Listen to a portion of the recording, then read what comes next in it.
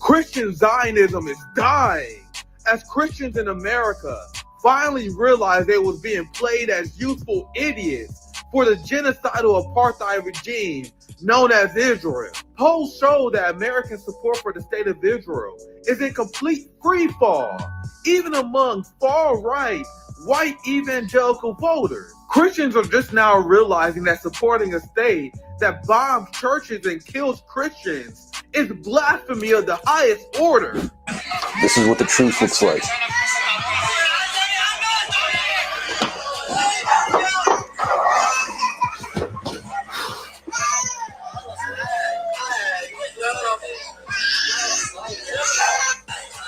Here.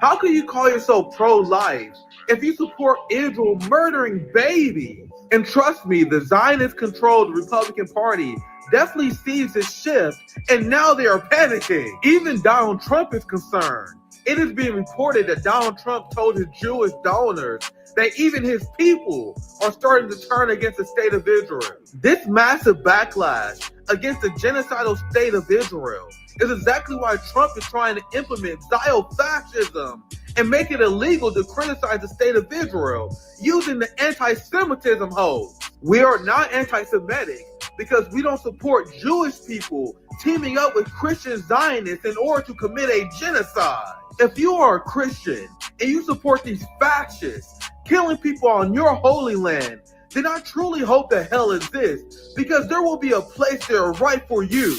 We did that. All of us were complicit, including myself when I was a Zionist 20 years ago. All of us play a role in what happened to that little girl. And by the way, that little girl is one of about, I would say, 400,000. That's just one little girl. Look, Michael, I know that was hard to see, brother. But the thing is that you have to stare evil in the face and not flinch. What's poppin'?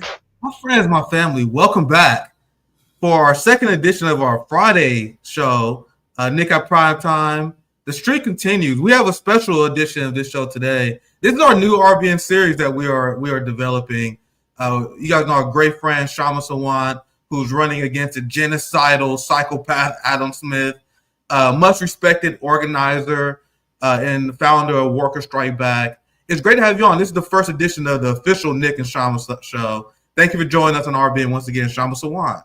Thank you so much, Nick, and thank you everyone at RBN. Yeah, it's going to be great to hear from you semi-regularly, since this issue of Israel-Palestine is something that we've been covering extensively. And I want to start with something pretty, which is good news, because we have been seeing it anecdotally, and now it's being reflected in the numbers to the point where even Donald Trump had to say fake statements and pretend that he's concerned about the famine in Gaza now. The same thing as Joe Biden. The rhetoric is the same. Kshama, I want you to respond to this. Look at this. Losing Republicans by the day. Support for Israel slipping among Donald Trump's base. And you have evangelical Christians who are just now remembering that their position is supposed to be pro-life. So, Kshama, what is your reaction to this? And are you seeing this reflected in your time on the campaign trail, your time organizing? What's your thoughts about Americans slowly starting to turn against Israel because of their genocidal war? Yeah, I think this is absolutely earth-shattering. I mean, this is one of the most stunning polls that I've ever seen. Though, to be clear, this was something happening since the genocide began. You know, the polls were starting to crumble. You know, the numbers in support of Israel were starting to crumble. But this is a poll that shows that the support for Israel has fallen off a cliff. I mean, some of the most stunning numbers, obviously the thing that you shared about Christian Zionists ending their support for Israel in such a dramatic way, that is a very important thing that we should examine. But look at this number first. You know, the graph that you have up on the screen. Look at the line for 18 to 34 age group. 6% favorable opinion of Netanyahu, and 9% who approve of Israel's military action in Gaza. In other words, the genocide. I mean, this, the way they do these polls, even it's sort of sanitized, Israel's military action. It's not even asking Israel genocide, and yet it's 9%. I mean, this is showing you how the support for the genocide has cratered, and obviously a lot has to do with the progression of opinion that we have seen shifting, and then also a lot has to do with the dire numbers and the pictures and the video that is coming out of Gaza, of babies and children just in unbelievable suffering and also dying simply from not getting food. And I just wanted to add one more thing immediately from the get-go, Nick, is to make sure all our viewers understand why this is mass starvation and now a famine.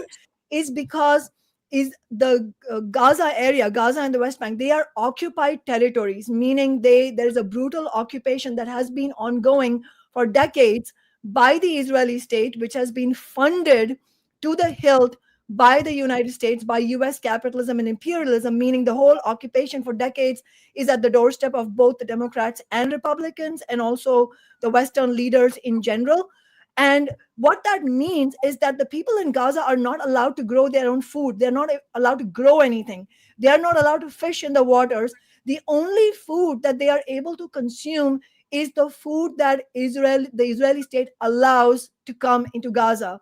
And so what's happened is that the delivery of food has been completely stopped. It has been restricted by the Israeli state. It's not like it just so happens that because of incompetence or inefficiencies, the food is not reaching. No, absolutely not. This is a very systematic policy of starving the population. It is ethnic cleansing. And one other thing I wanted to talk about before we go on to any next topic is when this data became available. I want to talk about that as well. Yeah.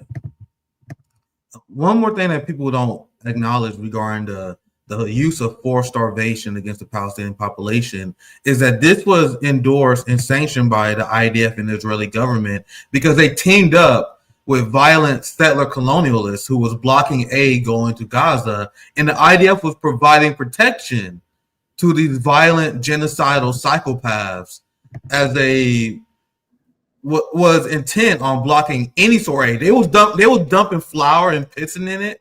Like they was doing the most aggressively, most pro-genocidal actions in order to starve the population in Gaza. And this is the headline I thought was very interesting. I saw this earlier while looking for stories, because Trump is now trying to say, oh, we need to allow aid to flow in. He's doing the exact same thing as Joe Biden, pretending that he's doing his best to urge Yahoo. He said, hey, Yahoo is a madman. I'll find the headline.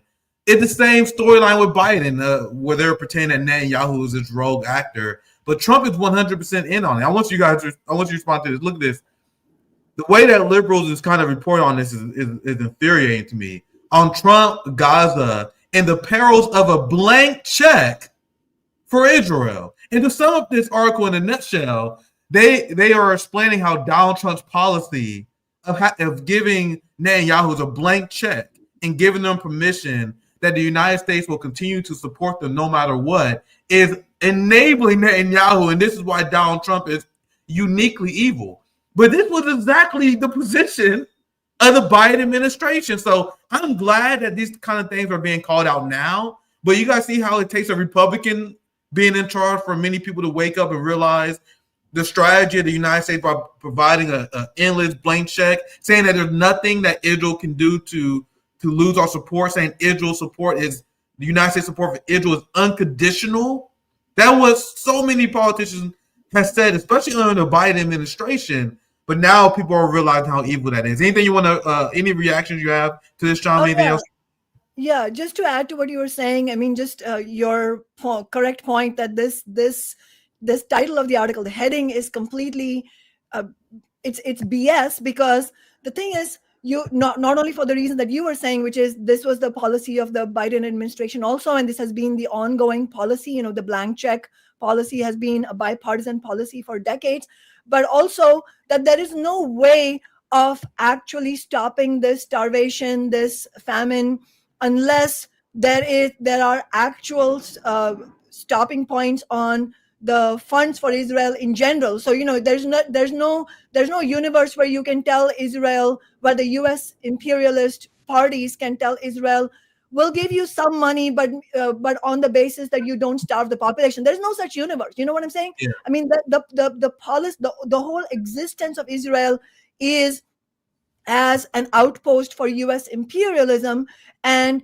this will be the policy of Israel as long as any funds are given to Israel. It's not just about some funds. And then also the other thing that we need to note, and this is what I was referring to earlier, Nick, I think this is a very important point to include in our discussion, which is that if you look at the data that was coming from what's called the IPC, the Integrated Food Security Phase Classification. I mean, it's a bit of a mouthful, but just as IPC for short, the IPC is a sort of it's a data collaboration of over 20 organizations, which includes many of the United Nations organizations and Oxfam and so on. Very credible, very reputable agencies that collect data on the ground, and they were publicly sending warnings about an impending mass starvation and famine going back to December 2023.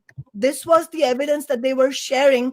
And in reality, what did the Democrats do? I mean, and at that time, way back in late 2023, which was only 2 months into the genocide, and already there was so much misery and starvation and killing at that point, that they were saying that right now over 1 million people are in a catastrophic phase of starvation, what they called at that time acute food insecurity.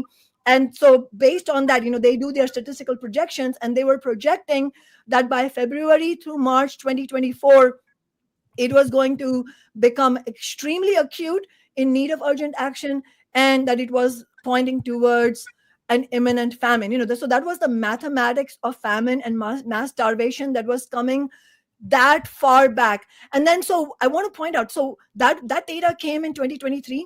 What did the Biden administration and the Democrats and the Republicans, of course, because it's bipartisan, what did they do in 2024? In February, they passed a bill to give money to Israel, military aid to Israel, blank check, the perils of the blank check. But in that bill, it also included a ban on any funding to UNRWA, the United Nations Relief and Work Agency, which is the agency that distributes food and medical aid. And then again in April of last year, they passed another bill giving billions of dollars to Israel, tens of billions of dollars to Israel, and also a ban on funding to the United Nations Relief and Works Agency. And remember, this was all on the basis of completely false allegations that they had anything to do with Hamas and so on. All of those allegations have been proven completely 100% false. But these are the actions the Democrats and Republicans took after data of an imminent mass starvation was already coming out. And one of those Democrats who voted on those bills is my opponent right now in my congressional run, Adam Smith, the one you mentioned. So, I think that scandal needs to be exposed, because now a lot of these Democrats are trying to pretend like they were always sounding the alarm. They're such great humanitarians. They're talking about food needs to flow. I mean, absolute bullshit. These are the same monsters. These are the same genocidal, psychopathic monsters who voted over and over again to restrict food, to send military, weapons, money to Israel, while all these horrors were being unleashed. And by the way, if you hear these sounds in my background, it's something called the Blue Angels. These are military planes. These are it's a reminder of how horrendous military spending is under imperialism and capitalism. So they do their whatever show off exercises once a year, and that's what's going on. Yeah, that's why Americans believe our military is so strong, because they do these random show of it's just a spectacle. Meanwhile, we don't win any wars. We just slaughter civilians. And in these military shows, these jet flying, at NFL games, the military parades and marches. It's only designed to convince the population that the military is stronger than it actually is, which make them more likely to support war. Population is less likely to support war if they believe they're going to lose. So what does the United States do? They have these jets flying around and show their tanks off. We're number one. No one can beat the United States military. Yes, the United States military is very advanced, and it's definitely a force to be reckoned with. Do not misunderstand me when I said this. But war and battle is hell. It's complicated, and this belief that we are invincible is imperialist, pro-war propaganda designed to get people more likely to support war. Which I know I can have fun with it sometimes. I know I may go over the top a little bit sometimes. But as peace activists, it's very important for us to remind our fellow Americans that our military is not the shit like you think it is. You don't want to acknowledge and realize that when it's too late, when you see soldiers coming back in body bags. Americans like to rewrite history and pretend that they're naturally humanitarian. But they didn't protest against the Vietnam War until they saw their people coming back in body bags.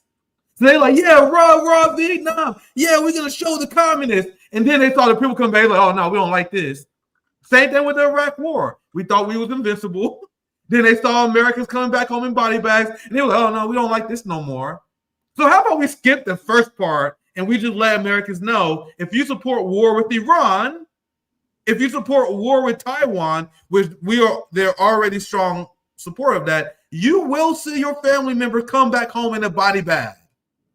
That's why I make that point. And Kshama, I want to pass it to you on this because I will never pass on an opportunity to diss on your congressman.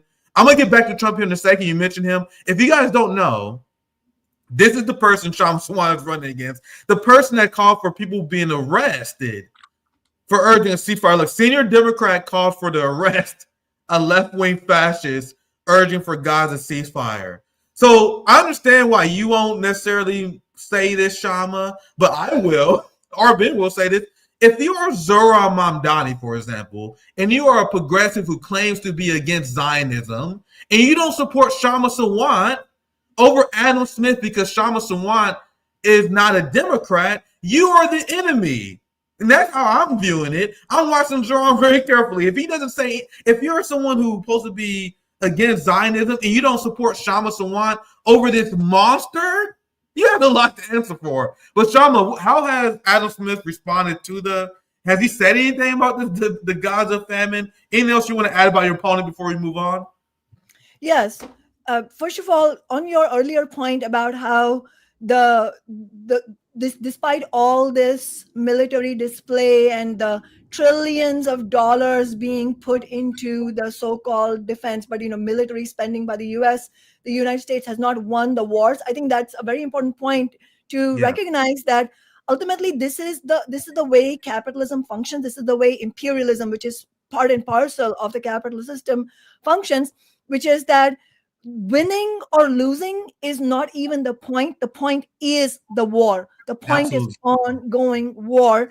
And we have evidence of this nature from decades of warring that U.S. imperialism has engaged in, which, as we've said earlier, which has been cheerleaded by both Democrats and Republicans. But some of the most stunning evidence has come out from the report that was released by Francesca Albanese, the UN rapporteur for Gaza, in which she finds that it's not only your Palantirs and Andurils and RTXs, I'm naming actual weapons manufacturing corporations, Lockheed Martin, all of these corporations and the billionaires who own the major shares in these corporations, they have made money hand over fist, not only from the nearly 2 years of genocide, but throughout the occupation by the Israeli state of Gaza and the West Bank.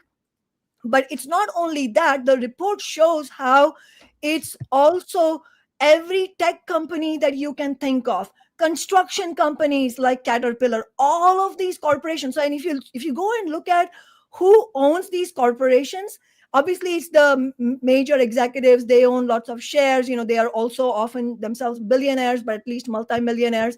But then if you go and look at who owns these companies, it's some of the same billionaires. I mean, there's not very many billionaires.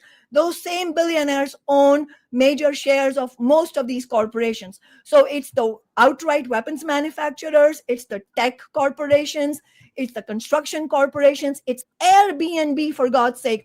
All of these corporations are making obscene profits from the utter slaughter and horror that the Gazans and the Palestinian people have been subjected to. So just to remind people that is the point. The point of capitalism is to make more and more and yet more and more money, wealth, power for a few individuals at the top, no matter what the expense for the rest of humanity, for the rest of the planet, even at the expense of actual lives, babies and children being slaughtered. And yet this war will go on unless people fight back. And that is why I think part of the conversation is also, the most pivotal part in many ways is, so how do we fight back? What is the strategy to actually end this genocide and on top of that, end the occupation?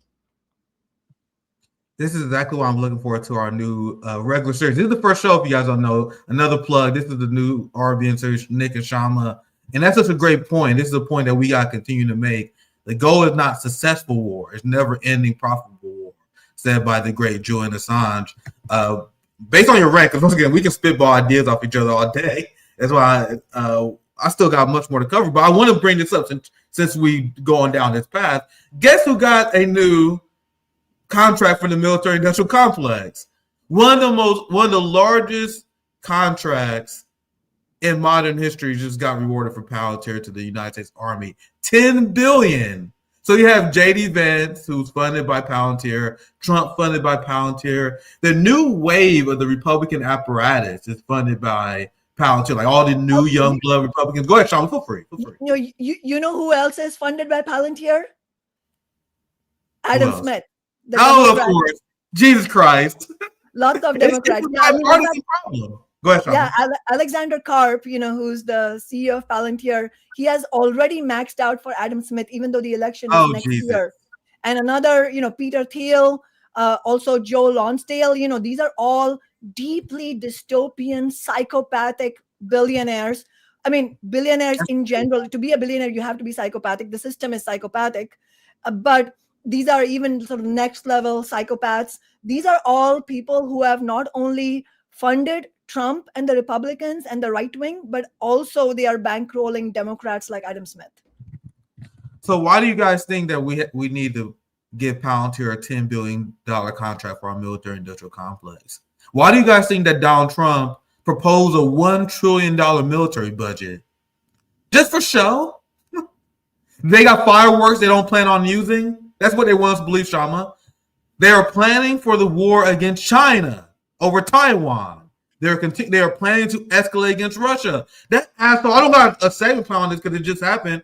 Trump is sending nuclear submarines to Russia. And I don't mean to my own horn too much, but I was calling out these fraudulent MAGA libertarians. How many people I put back on the RBN when I was like, guys, Trump is not anti-war. I can see him easily doubling down on the war that Biden started. And that was very obvious to me because the empire doesn't really change between these puppets in a suit, especially some clown who ran for president because he wanted to be accepted by the establishment in the first place. So this is why it was only a matter of time before Trump continued to expand the war machine, because he's not going to – they need to justify these contracts for Palantir. And that's the number one goal of Donald Trump and MAGA. MAGA was a giant psyop in order to convince a bunch of angry white dudes to accept the new technocratic fascist state that is to come. It's actually very, if I take myself out of it, it's a brilliant play by the ruling class. You plan on introducing this big technocratic fascist state. So what do? You need to get these loyal white dudes on your side. So what do? You focus on the trans issue. Hey, look at trans people in sports right now as you back people who support Palantir. It was it's very infuriating, but you guys see how the establishment is very brilliant at maintaining its own power. Kshama, I saw you on mute. Do you want to chime in before I get back to our original story? Yeah, I was just going to comment that they're absolute. I completely agree that this is from a deeply disturbing and dystopian point of view, it's a brilliant move on their part. But in reality, the reason they're able to do this is because of the complete and utter failure of the left to provide an alternative. Yes. And so I think, that's where we also need to talk about, because Trump would not have won if first of all, not that the Democrats are left in any way. The Democrats have never been a party for the working class. They were the party of slavery, for God's sake. They are a party of US imperialism and for the billionaires. But the point being that Trump was so unpopular when he finished his first presidency that Kamala Harris could have lied about any one progressive issue and she could have won the election. But the reason she was not willing to lie is because they don't want to make any promises that they can be held to, because what they want is working class votes in order to win elections, just purely for their electoral calculus, but they don't want to give anything to the working class. That strategy has worked for them quite a bit, but now it is starting to fall apart because the consciousness has risen. Especially young people are angry. The Democratic Party is much more exposed. In fact, the genocide, their cheerleading of the genocide has done a lot to expose them. It's also the cost of living crisis.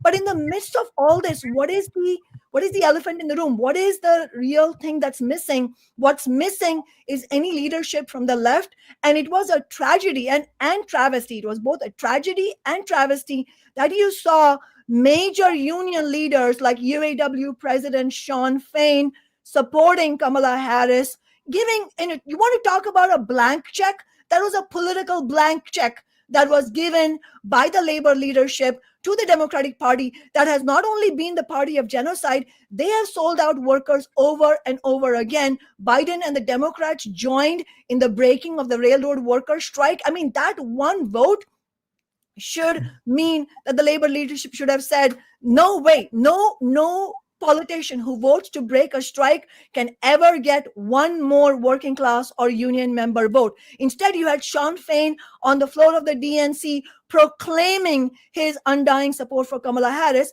And then on the other hand, you had Sean O'Brien, the president of the Teamsters, going and sucking up to Trump and Josh Hawley and all those other monstrous people. So that was the problem. You had this complete absence of leadership where you had, on the one hand, people cheerleading the Democrats, and on the other hand, people making overtures to Donald Trump and the Republicans. And in the midst of all that, you had the working class being completely sold out, not to mention the Palestinian people themselves. I think that is one of the reasons why the fraudulent DSA left. I was about to say hate, but hate is too strong a word. I would say they're hesitant and they're scared of you, Kshama, because I got in trouble for making the same criticism of the labor aristocracy, and this is a critique that many Marxists made. We explain how that unions can be pro-worker, they can be revolutionary, or they can become counter-revolutionary. Because what happens when you have a capitalist class who realize that unions is a strong source of power for the working class? So what they do is infiltrate said unions. They pass legislations to weaken unions, and then this is what happened during the 70s, especially during the Reagan era. The capitalist class, one of the best thing they can do is actually infiltrate and become the labor leaders themselves. And the social democrats, the progressive left, they tend to put labor leaders on a pedestal. And I remember this clearly, and this is just a theory, Kshama. I think this is one of the reasons why the progressive establishment try to keep their distance from you, is because you are not afraid to make those criticisms of union leadership. Remember, guys, I've made those videos critical of labor unions in the United States years ago. And I remember that there was these DSA people. These people are charlatans, so they love attacking people. Like these people on Twitter, these DSA people, they screenshot my headline calling out one of these labor unions. They like, see, look, RBN is a right-wing grifter network that is bashing unions now. And guys, that tweet did pretty well. Like, I got beat up because this person put out this false tweet saying that RBN is turning against union, even though our criticism was that the labor leaders sold out the workers. And this is something that many of the progressive left in the United States can't even reconcile with, because they see these labor leaders who team up with Bernie Sanders, team up with a progressive Democratic establishment, and they assume inherently that they mean well, even though they are serving their own class interests. And one example I give, and I pass it to you, Kshama, for any other thoughts, is when I covered the Kellogg strike. I believe the attack on me came when I was covering that, I believe. It was 2 years ago, so my memory kind of foggy. But I remember during the Kellogg strike, I did a hotspot video. I reported how the union leadership undercut the demands of the workers. And whenever you saw a majority report, breaking points, they report Kellogg strike was solved. This is a big victory for the workers. This is how the progressive media apparatus sold the story. They're like, yay, the Kellogg strikes is over. The workers won. Meanwhile, I turn around like, hey, you guys understand that none of the workers got any of their demands because the labor leaders sold them out. But every single mainstream progressive media outlet sold and told the story to their audience differently because they worship the labor aristocracy. They have a top-down approach to organizing where the capitalists who infiltrate the unions are the leaders who we must obey. And you guys see how we got to decolonize our mind and reject that mindset? So, Kshama, I'm glad you introduced the subject. I'll pass to you if you have any other thoughts.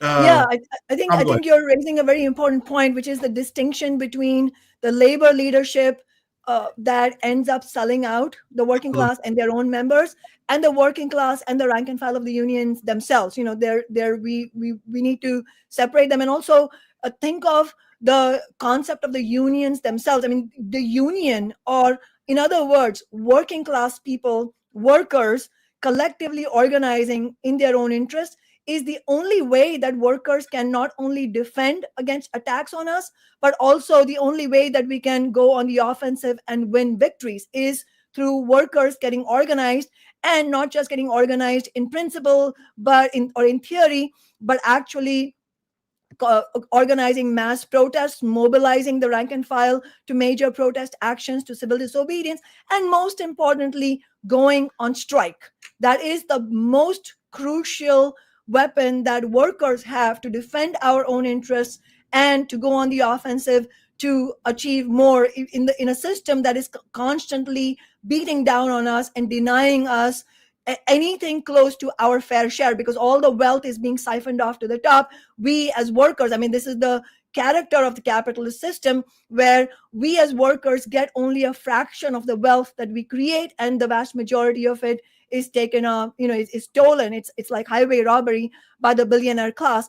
But a system like capitalism, where the vast majority of people, billions of people on the planet at this moment, the only way it can dominate the vast majority of people, in order for a few people at the top to continue gaining and maintaining some sort of stability inside the system, is to corrupt the working class itself with their own ideas. So one form in which that corruption has come about over the last 5 decades is what I would call business unionist ideas, meaning the idea that as a labor leader, your job is not to organize and mobilize the rank and file to go to war against the ruling class, against the bosses, because they are at war with you. So in other words, understanding that there's class war, whether you like it or not, and you have to go to war back.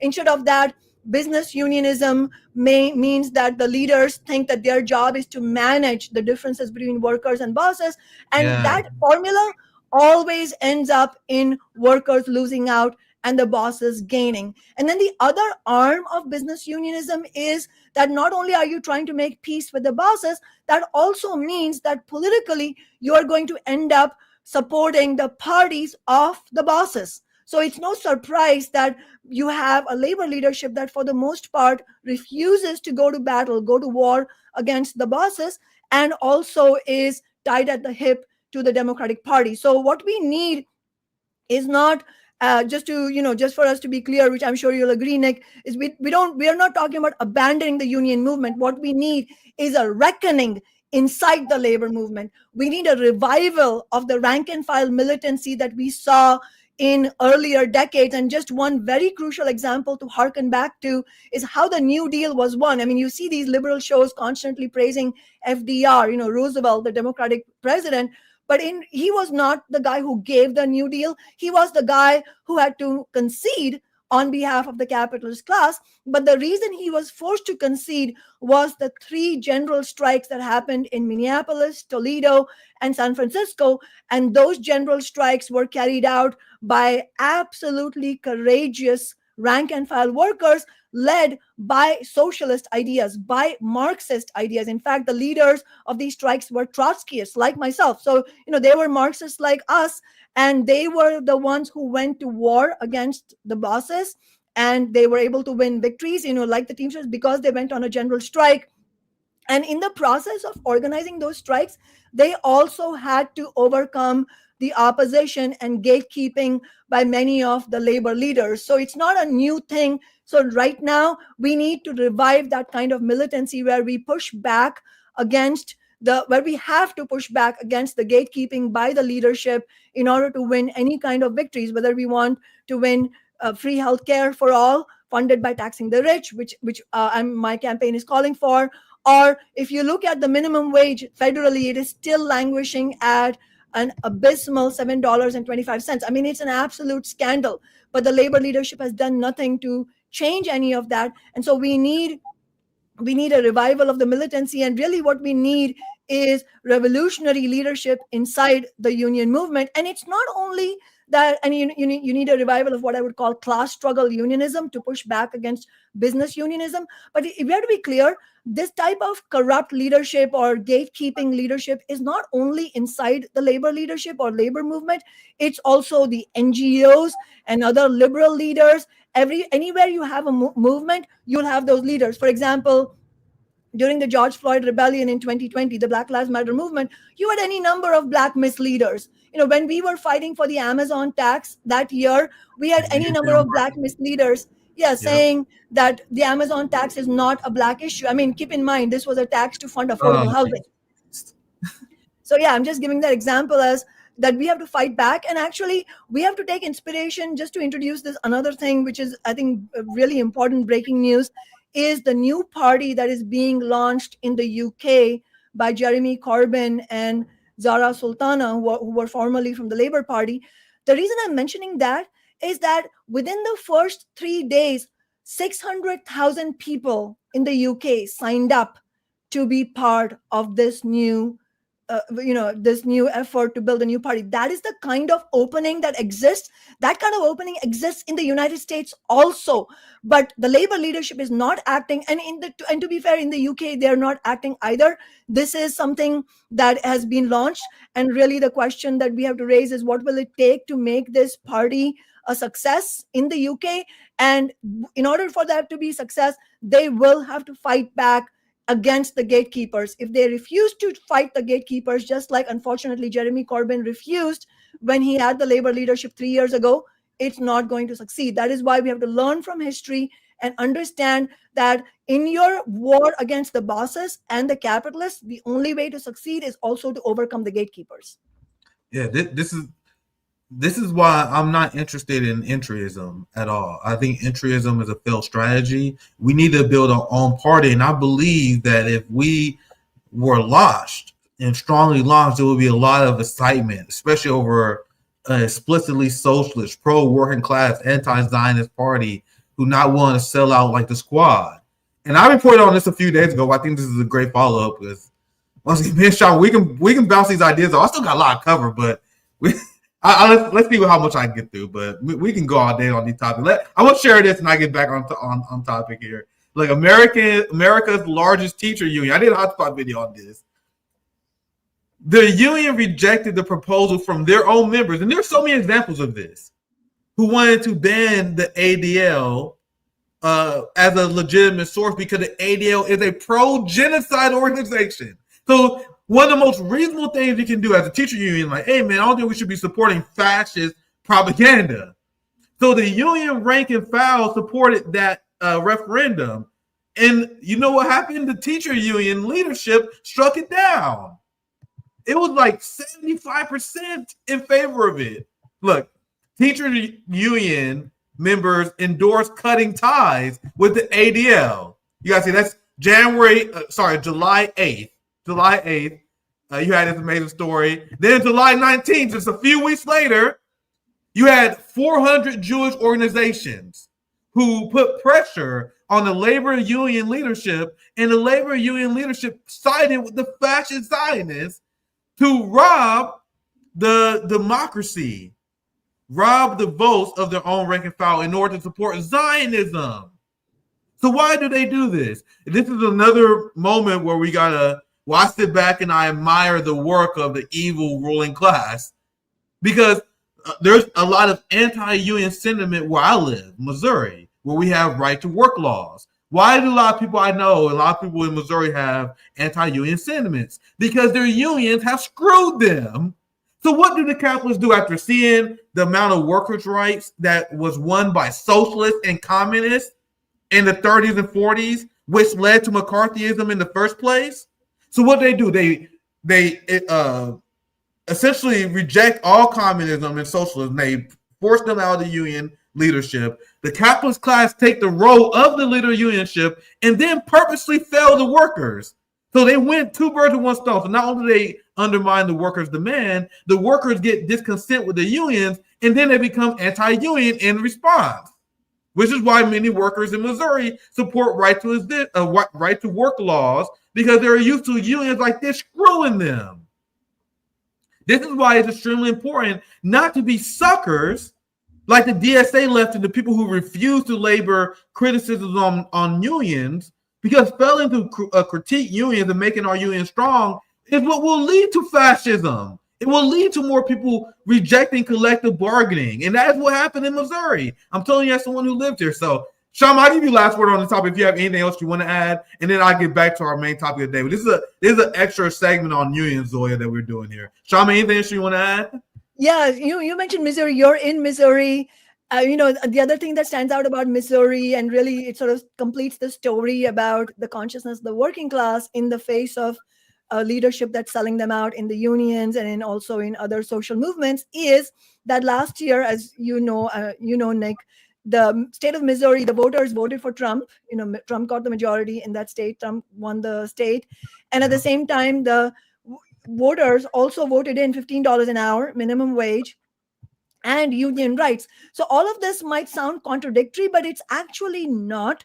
In reality, what it shows is that working class people, including many of the people who ended up voting for Trump, many of them who might think of themselves as MAGA, many of them who didn't vote at all, many of them are hungry to fight back against the bosses. They agree with us that we need to fight the billionaire class. But when they have rotten leadership in the union movement or among the liberal leaders, then they end up, at least part of them, becoming enamored with Trump, who we know is a con man who sold people out. I mean, look at the brutal budget that they have passed with Trump's leadership, $1 trillion in cuts to essential services. But I think this whole story shows you that working people can and will be won over to fighting movements. They can and will be won over to a militant working class movement and labor movement. And that is why a big part of our fight, a crucial part of our fight, is against the social movement misleaders,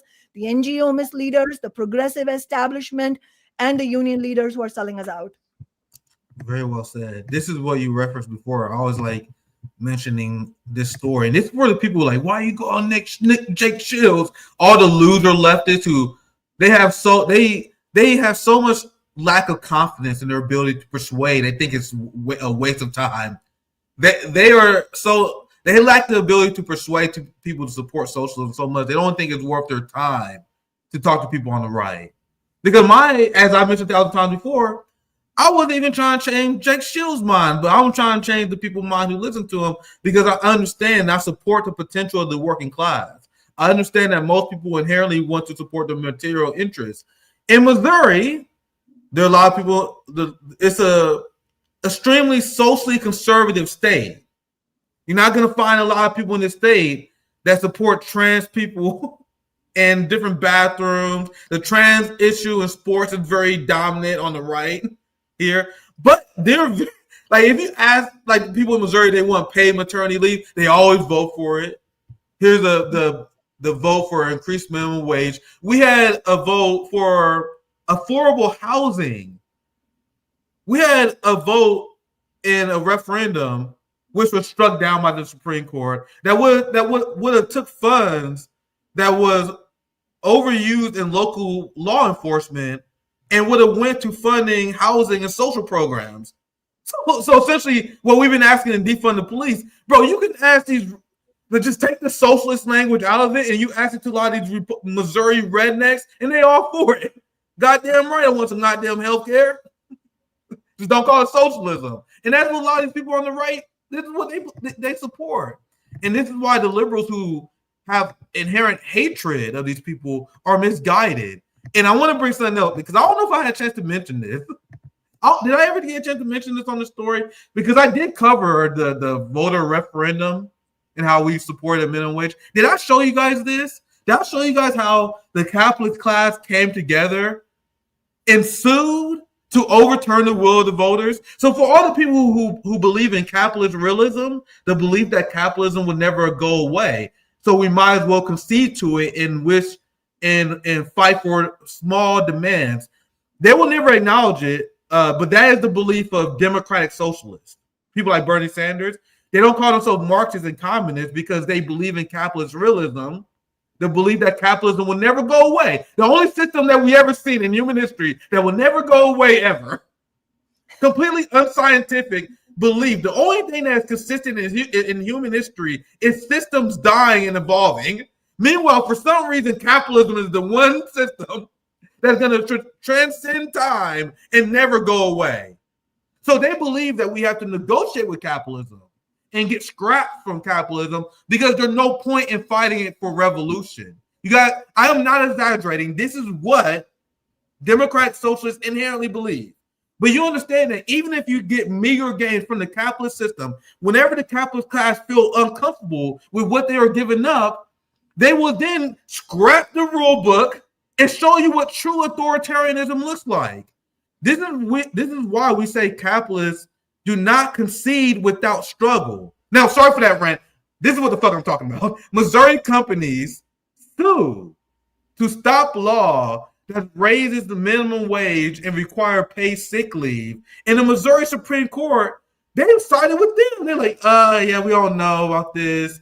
And they are siding with the capitalist class and the governor to support overruling the will of the voters for a paid maternity leave and the minimum wage. So you guys see what will happen when you go through these capitalist systems and try to negotiate with them? They will change the rules, even if you beat them at their own game. They will change the rules. Ask Bernie Sanders what happens when you play the rules, how quickly they will change it. So, Kshama, any final thoughts you have on this? Any reactions you have to this, I guess I should say? Just to say that I completely agree with you that capitalism is not a system that can be reformed. It has to be overthrown. And here is really important evidence that winning any meager gains takes an all-out fight. And even when you succeed, even when working people's movements succeed, those gains that we do win under capitalism are constantly under threat by the capitalist class. I mean, in the decade that I was on the Seattle City Council, we not only won the nation's highest major city minimum wage, we also, as some of you know, won the Amazon tax to fund affordable housing every year, new affordable housing every year to the tune of hundreds of millions of dollars. We won a powerful renters' bill of rights. We won historic victories, and every single victory had to be wrested from the hands of the capitalist class here, and also it required a fight against the Democratic Party here. And at the same time, after we won every single one of these victories, we had a lawsuit from the capitalists.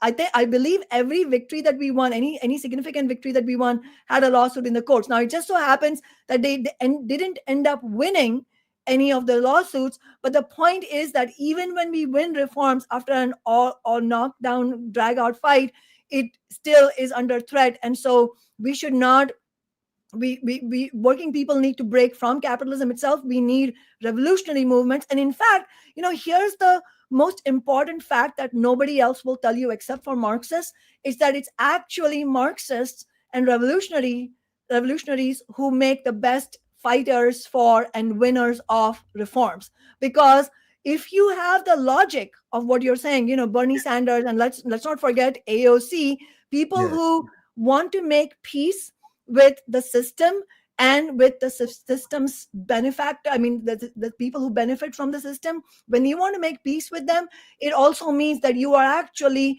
really shit at winning any reforms either. So that is why you've seen people like AOC and Bernie Sanders. What have they won? We won $15 an hour in Seattle, and that made the Fight for 15 go national, and multiple cities, multiple states, including Missouri, a Trump voting state, won $15 an hour because of our fight here through my city council office. What has AOC won? What has Bernie Sanders won?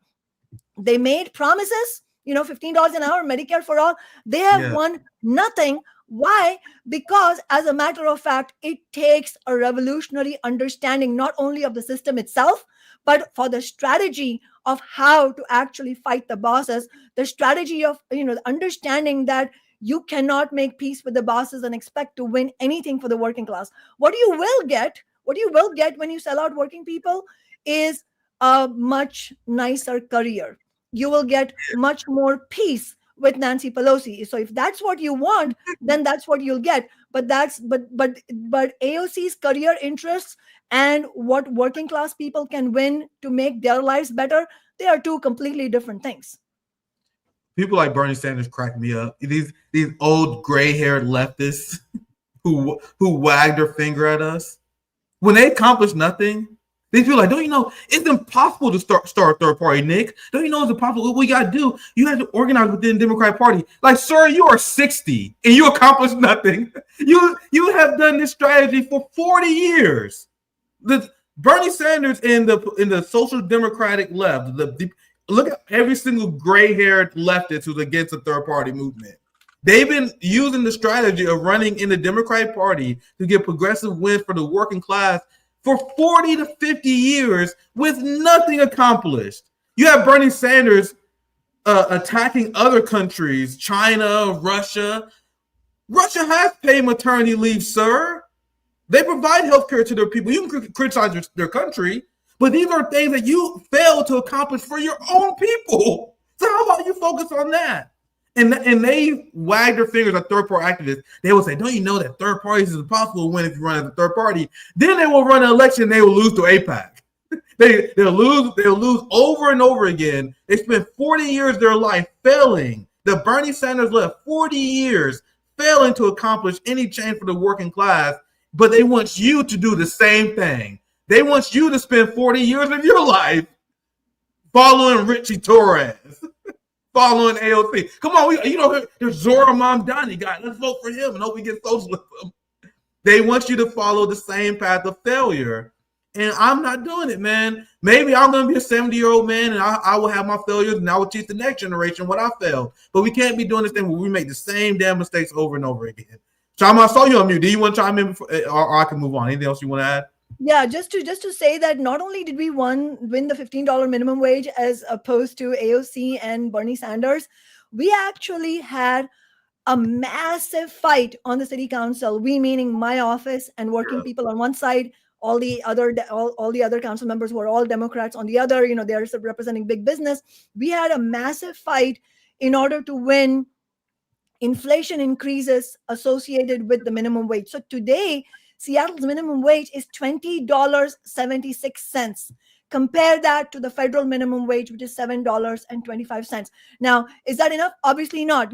Again, that's why we are very clear as revolutionaries that we cannot stop at reforms. But the huge irony and really the scientific truth is that it takes revolutionaries to win historic reforms. That is the way the New Deal was won, the whole creation of what became the American middle class. That was the result of revolutionaries, of Marxists fighting in the union movement, building for general strikes, and posing an actual threat to the ruling class. Just to understand, the reason FDR and the capitalists were forced to concede to what became the New Deal was because they were afraid of an actual revolution. They were Yes. afraid of the Yes, actual Kshama. pitchforks. So, Yeah.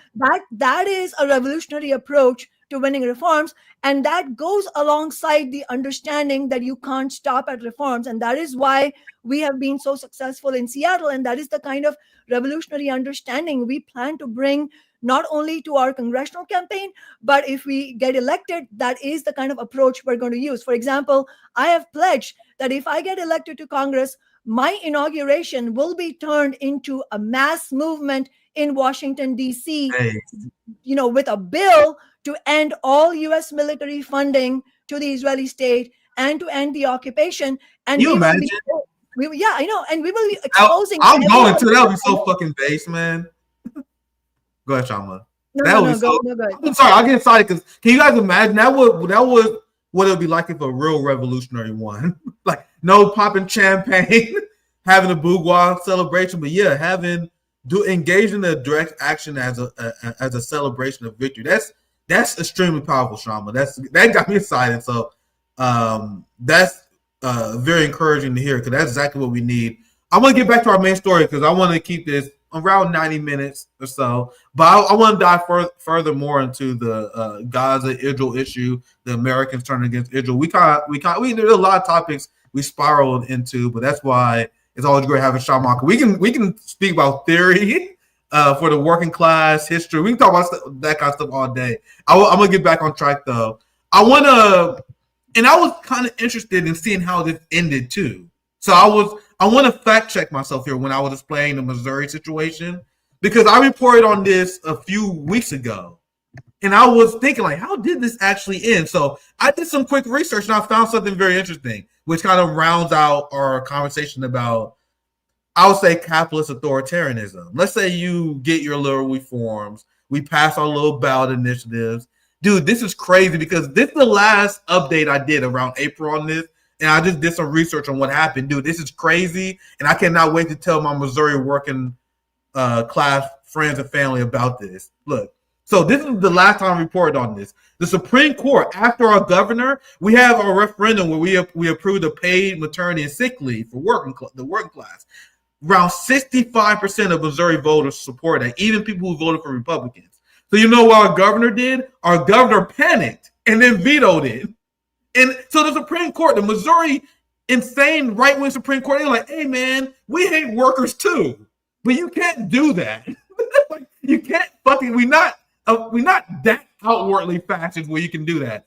So the Supreme Court said, don't get it twisted, it was not on our side. The Supreme Court said, hey, man, if you want to reject the will of the working class, you need to go through the Missouri Congress. So you want to know what these motherfuckers did?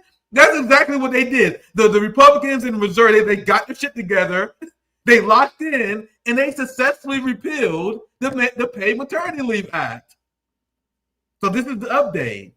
I've now learned this doing research quickly on Strain. Look, the Missouri statewide Paid Maternity Leave Act law, which went into effect, so it was actually official, and there are people who actually have accrued time that now is being canceled, and they can now use that time, but they won't accrue it anymore. Look, it went into effect on May 1st. The law was approved by the voters, Proposition A. However, a bill repealing the law was signed by the governor on July 10th. So you got to see the order of events here. On April, the Missouri Supreme Court said, Governor, you can't veto it directly. You got to go through the Missouri Congress. And that is exactly what the Republican state legislators did. And the capitalist class teamed up and rejected the will of the voters. So sorry being long-winded about this topic I wasn't planning on covering. But isn't this a very important lesson? That even if you manage to win these ridiculous rules, the capitalist class will never play fair. But what I said, I want to get back to our main story. Kshama, anything else you want to add regarding unions? Any last thoughts on this before I get back to our main story? Yeah, first of all, thank you for sharing this. I mean, it's really sad for the workers, but it's no surprise that is what they did, the Republican legislators.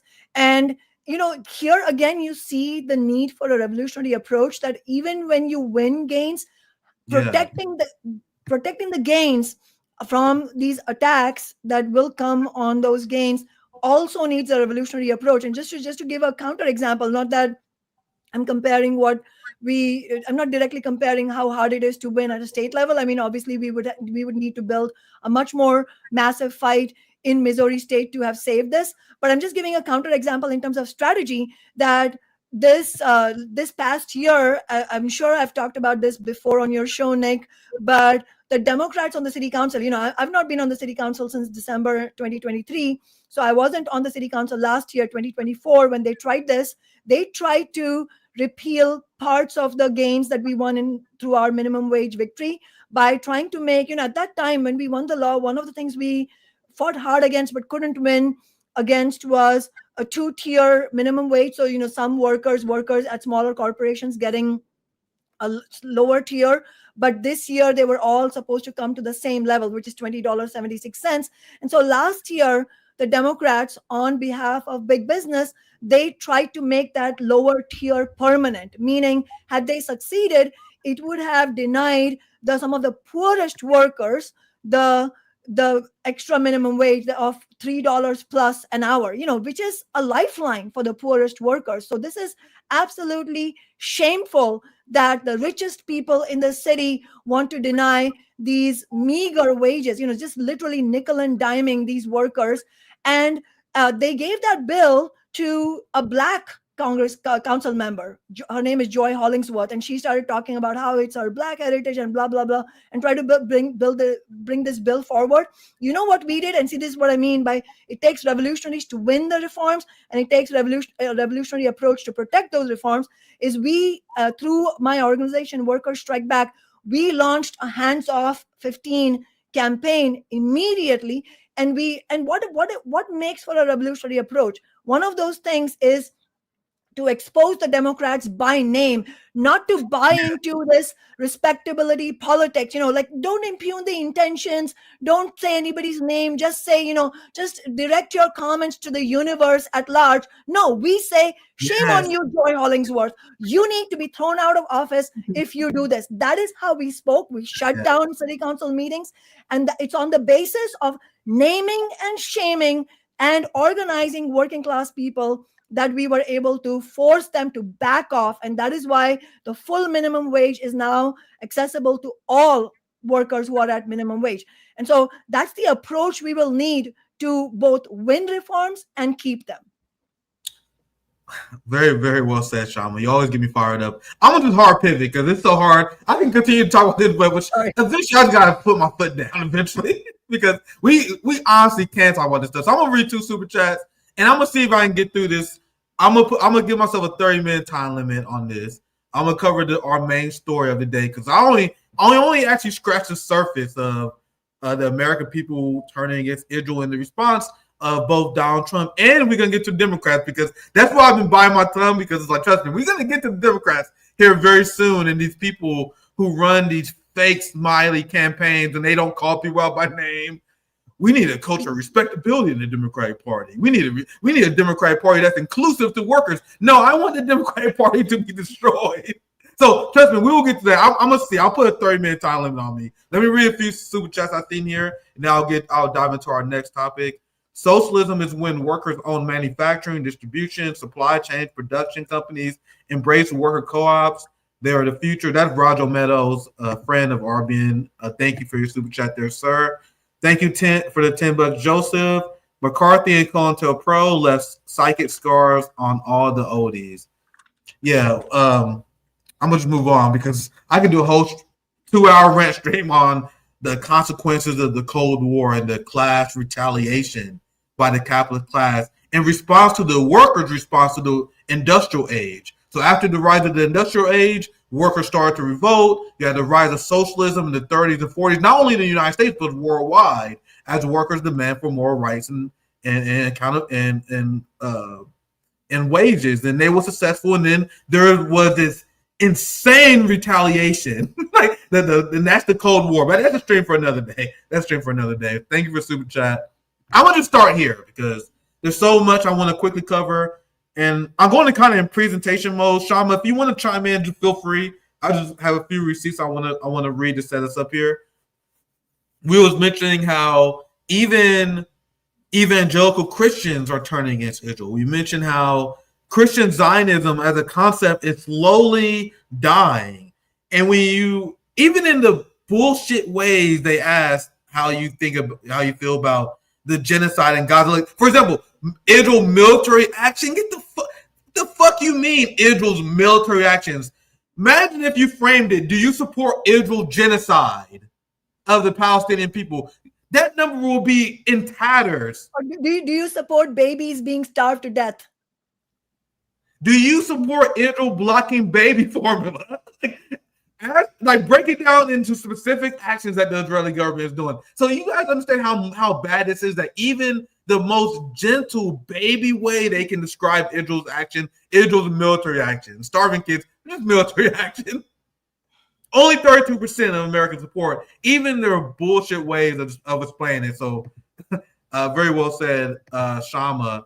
And even MAGA. Like, this should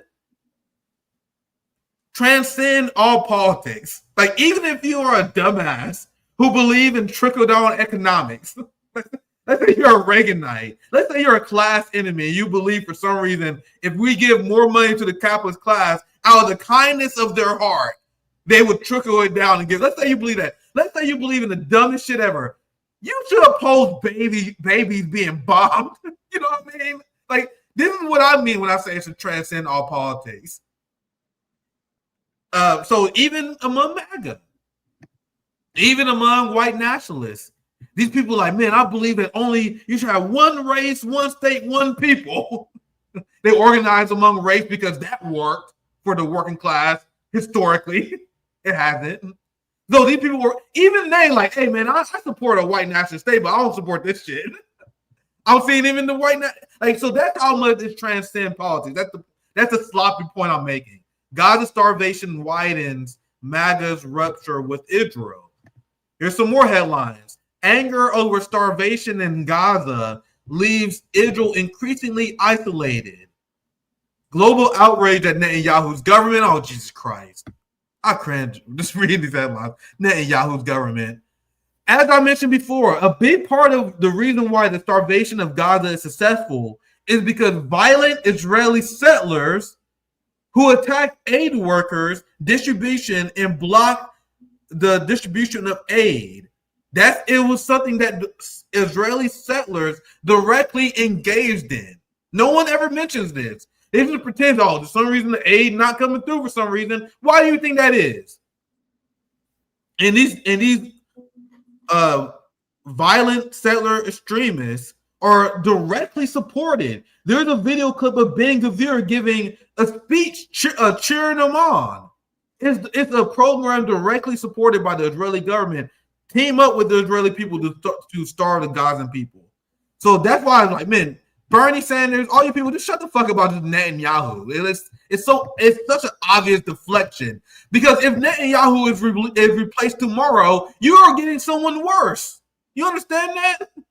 That Netanyahu historically has been a centrist in the Likud party. Do you think that there's going to be a replacement for Netanyahu that's going to be humanitarian? You're going to get a Ben Gvir. That's who's going to lead Israel next. It's only going to get worse, guys. It's only going to get worse. Anyway, let me continue to read some more headlines. This is the part. This is why I left off into, and then we started diving into other topics here. You guys see how the ruling class repeats the same fucking storylines? So now you have Trump that is pretending to care about the genocidal actions of Israel because he sees the internal polling. He sees the MAGA base turning against Israel. So now you have Trump saying Netanyahu is a madman. They go with the storyline that Netanyahu is a madman that the White House has no control over. He has no control over Netanyahu striking Syria. Here's another one. He bombs everything all the time. U.S. said fuming at madman Netanyahu. So whether it's Joe Biden in the White House or whether it's Donald Trump, you have the same storyline repeat that for some reason, the United States has zero control over the state of Israel. And to show that Donald Trump, and this will be the last we see I'll read, I'll get you in there, Kshama, if you have any thoughts.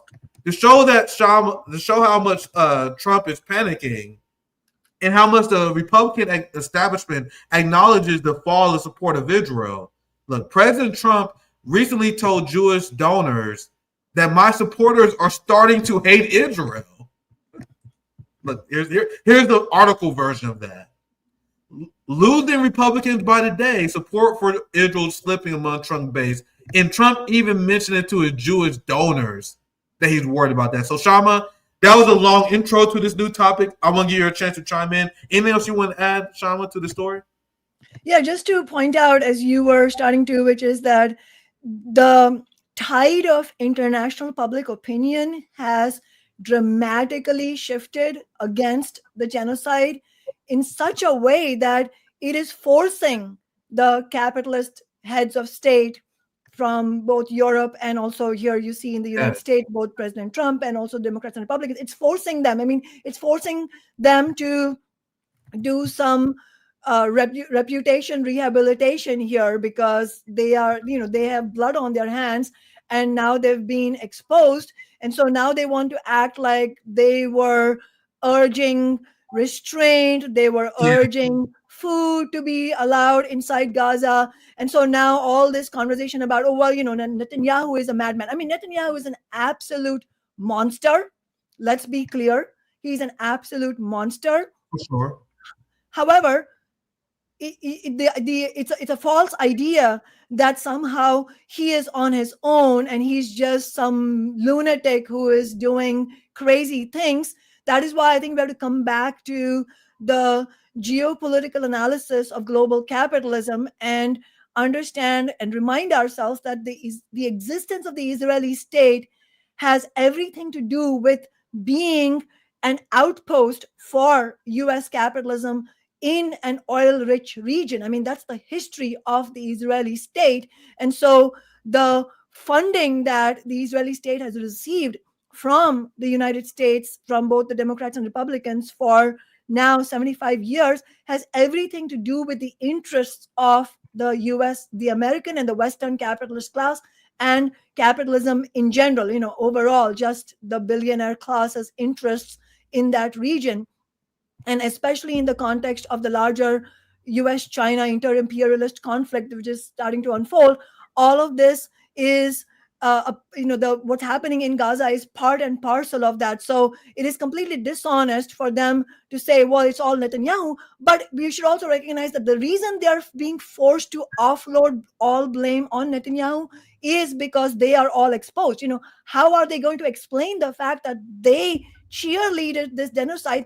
And to top it all, let's be clear, the flow of military funds has not stopped to this day. If you actually want food to pass, if you actually think Netanyahu is the main problem and you want to force his hand, there's a very easy way to force his hand. You stop giving him any money. But that's the thing. You not only have Republicans continuing to fund, you saw what happened with Bernie Sanders' resolution. It was not like a massive resolution. It was only about stopping funding at this moment.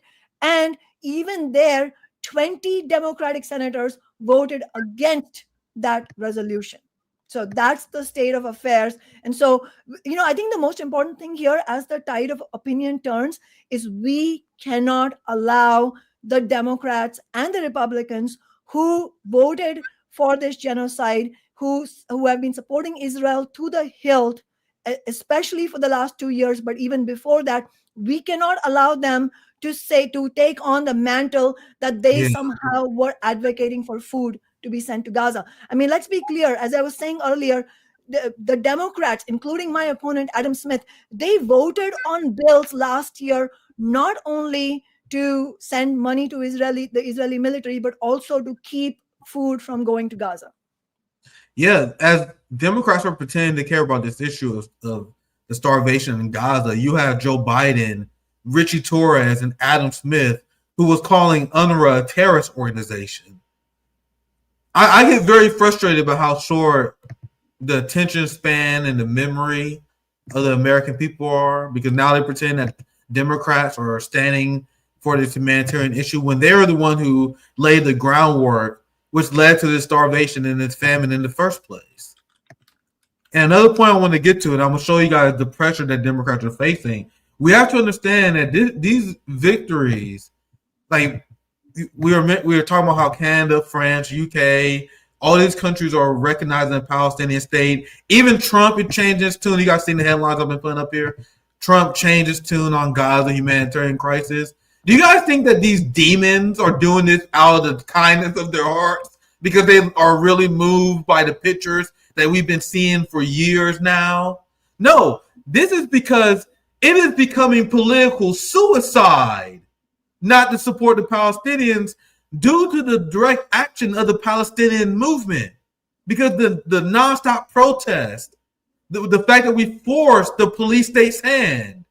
And people see that. Do you think people don't respond to that? Whenever we force the police state to show its hand that they don't want to show, like they don't want to do this. They want to have the illusion of having a democracy. So after seeing all these footage of people being arrested, protesting with Israel, you see the tide shift in historic fashion. So that's where all the tone policing bullshit naysayers, the pro-Palestine movement, you guys are going too far. You guys are saying from the river to the sea. That shit worked, fam. And that's why they're so mad. That's why they weaponize the police state. And I want to say this because we must maintain revolutionary optimism and realize this is our victory. This is the victory of direct action.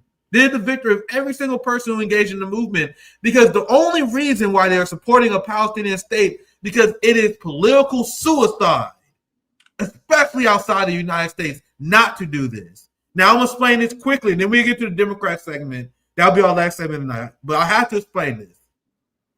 You guys realize this is bullshit, right? This is bullshit for the same exact reason I just told you. You have these politicians who support genocide. Keir Starmer in the UK should be tried and hanged because he is complicit with arming and abetting and supporting a genocide. The same with French, who was sending arms shipments as late as June. And that's just from what I've seen.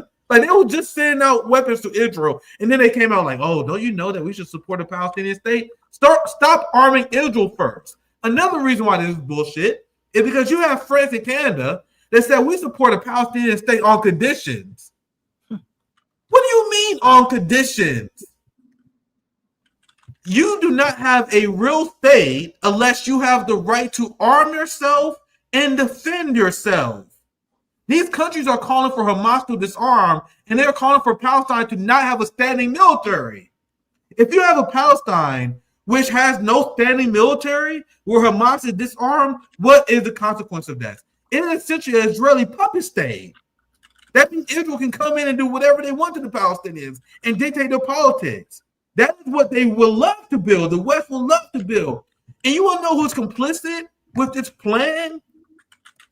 I just have to share this today.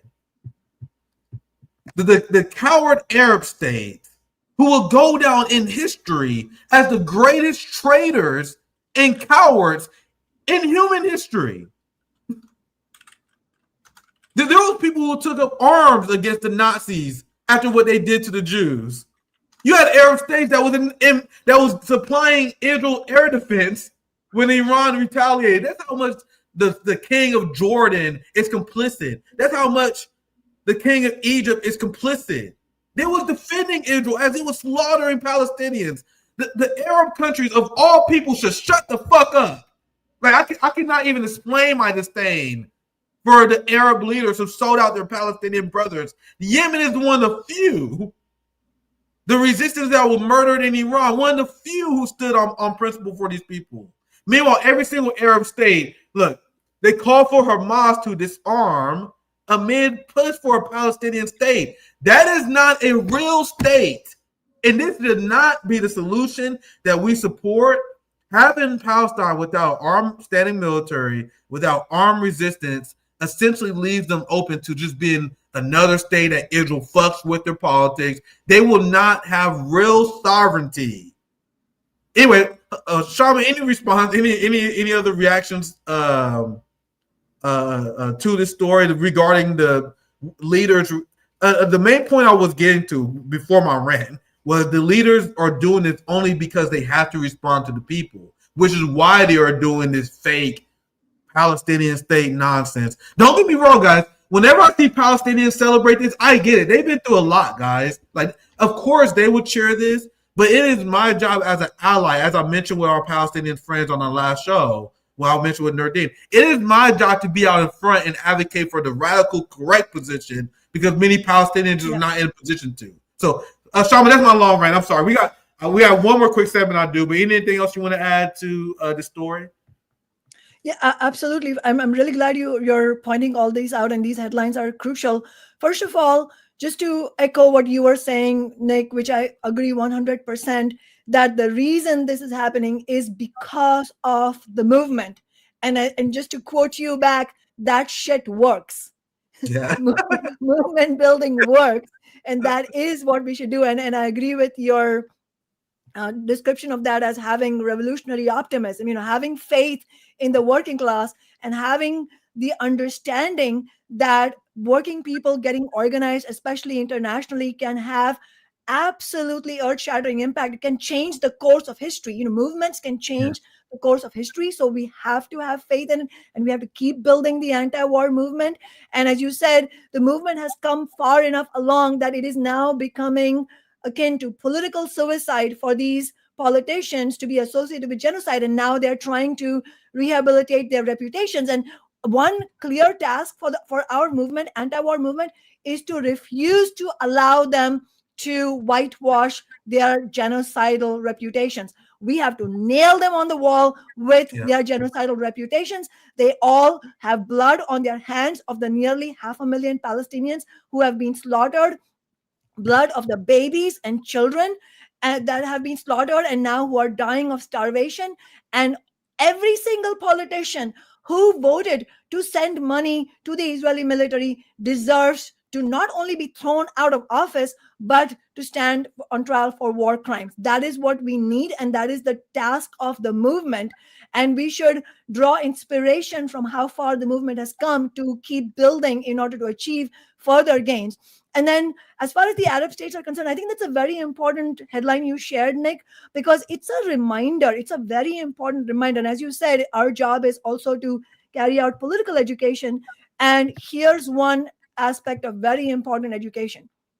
No ruling class, no capitalist class anywhere represents the interests of the working class.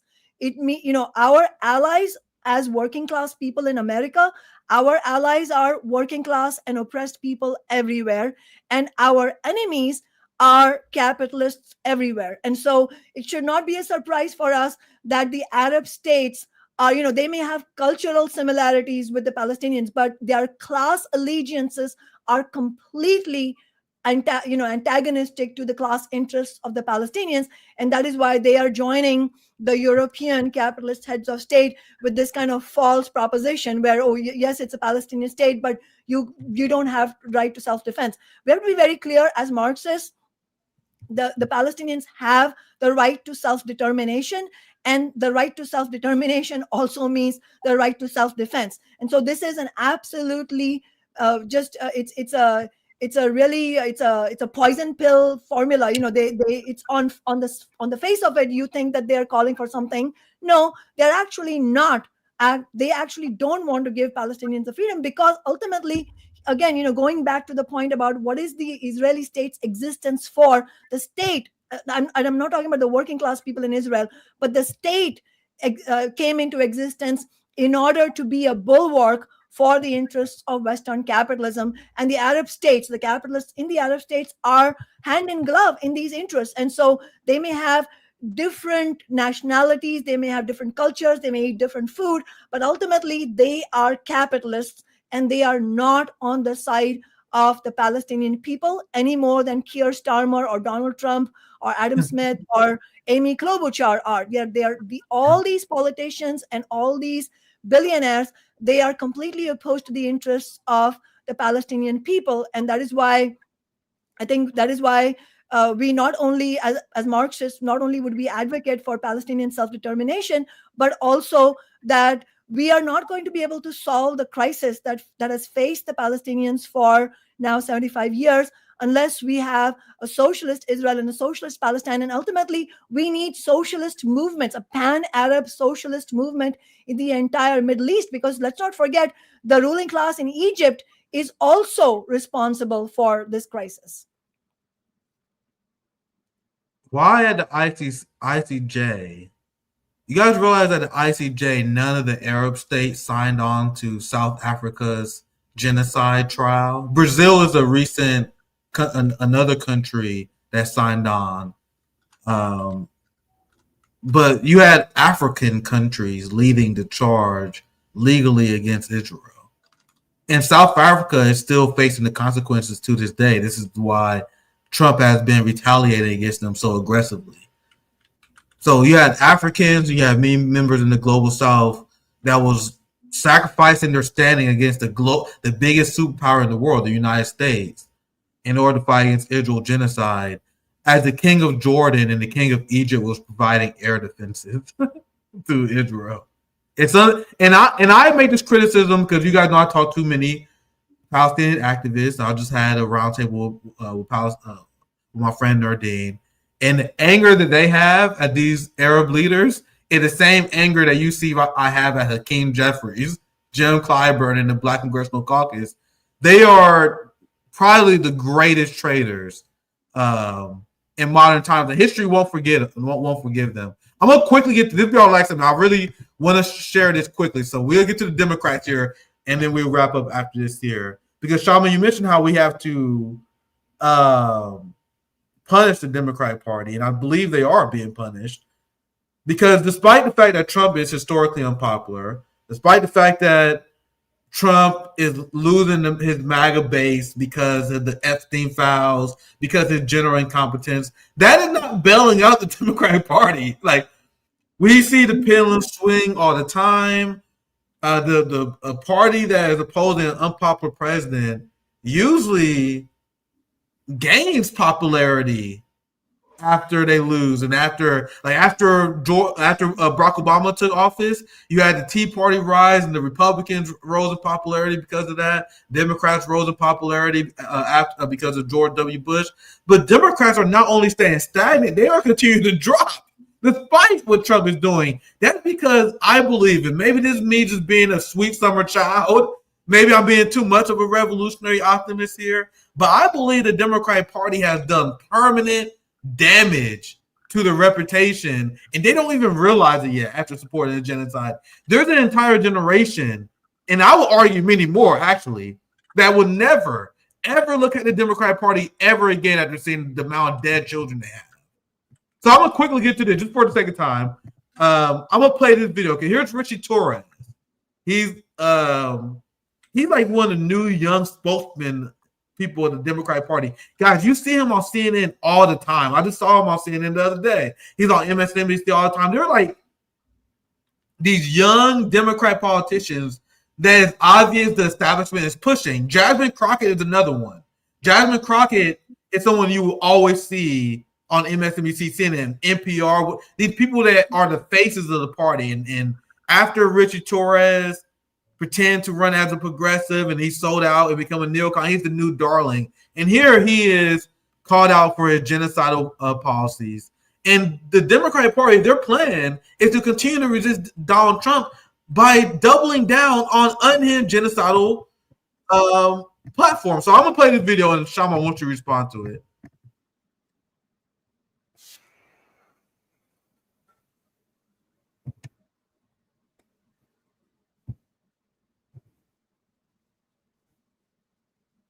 Sorry, am I missing the sound?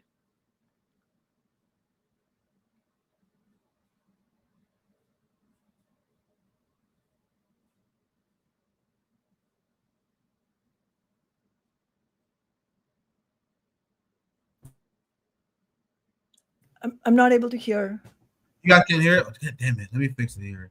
Sorry, I knew there was something to go. I can hear it, but let me fix it here. It pretty much, damn it. I'm very upset with that. Very upsetting when it happens, but let me refresh it here. This is Richie Torres. He's been called out for essentially supporting genocide. Damn, I don't hate when it happens. Let me know if the sound is working. you have anything to say to that? Do you have anything? Ignore Can you hear, people who come in here who are not funding you, like APAC, and actually have Do you a heart? listen to the people of your district? Do you was elected by them. do you listen Who to were you people? elected? You ran for office. Did anyone elect you? I did not. I've not run for office. Okay. For one, can you imagine being that much of an elitist asshole where you believe that you are not allowed to be criticized by anyone unless they win a rigged capitalist election? And for one, you are not listening to your voters because the average Democrat is against supporting and arming the state of Israel. But I'll continue, and I'm sure you're going to have a lot to say about this. I'm simply a citizen. Now, as a citizen who pays my tax dollars, okay, I'm wondering, why are you in favor of sending our tax dollars to starve children to death? Well, that's a lie. It's not. It's a lie. If you have an issue for me, you should run against. How is that a lie? How is it a lie? Are you saying that there are no children starving in Gaza? I think Hamas started the war that has led to starvation. And do you believe that collective Same punishment? terrorist organization that you support. I do not support Hamas. I know I do not support You're a Hamas. lobby for Hamas. No, I'm not. I'm not. I'm You're a simply. disgrace. So if you call out Israel, and this guy doesn't even support Hamas, I will answer that question differently. But if you don't support Israel's right to engage in collective punishment, you support Hamas. Kshama, before I continue, any initial reaction to this? This is the guy who is the face of the Democratic Party. You have any reaction before I move on? Just to say, I mean, it's completely shameless, but he's also on the defensive. You can see that these Democrats are, as you said, Nick, starting to have to pay the price. I'll just say that this is one face of the Democratic Party, Richie Torres, Hakeem Jeffries, and Chuck Schumer. Then the other face of the Democratic Party is the AOCs of this world who voted against the amendment to take away at least $500 million from Iron Dome, Arrow, and David Sling, saying that claiming that it is defensive weapons. There is no defense. I mean, this genocide, there's nothing defensive or defensible about this genocide. There are no defensive weapons. Israel has carried out 9 attacks on Yemen since just May. I mean, there's a separate Wikipedia just for Israel's attacks on Yemen just since May. Those are the kinds of attacks that Israel is able to carry out with impunity, bombing another country 9 times in 2 months. That is what Israel is able to do because of these quote unquote defensive weapons. And so this is the Democratic Party. It is thoroughly rotten. You have either Richie Torres or you have AOC. That is a false choice.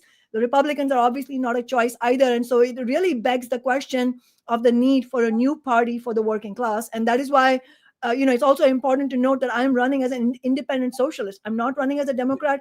I've never been a Democrat. And this is the state of the Democratic Party. And it also ties into the poll you shared where the Democratic Party's approval ratings are cratered, to the lowest point in 30 years. And like you said, even though the Republicans are in the majority and a Republican is in the White House, the Democrats' popularity is actually falling far more dramatically than the Republican popularity, which is also falling. And look at this guy here who's the new young face in the party, and they are wondering why that is. So as you wonder why it is that Democrats are historically unpopular, look at this smug asshole here, and it explains everything. Yeah, I mean, he's I do not support Hamas. Go ahead, Kshama. No, and I was just going to say, I mean, what a fucking monster, It gets worse. I'll play it to the end for a second time, and I'll get you right in here, Kshama. We about to wrap up here soon.